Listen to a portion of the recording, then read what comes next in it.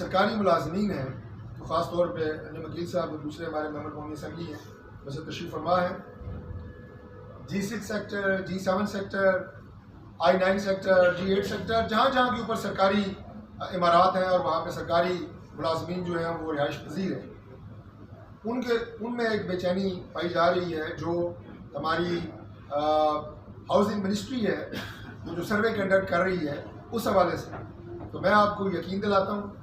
اور یہ بات ابھی میں نے اپنے میڈیا کے ذریعے, سوشل میڈیا ٹیم کے ذریعے ریلیز بھی کی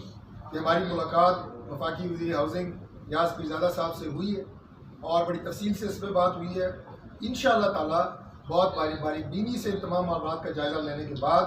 میں آپ کو یقین دلاتا ہوں کہ تمام سرکاری ملازمینوں کہ ہم آپ کے حقوق کا مکمل تحفظ کریں گے. اور اس کے ساتھ میں آپ کو یہ بھی یاد دلا دوں کہ آج سے 2 سال پہلے آپ کو اس طرح کے نوٹسز پہلے بھی سرو ہوئے تھے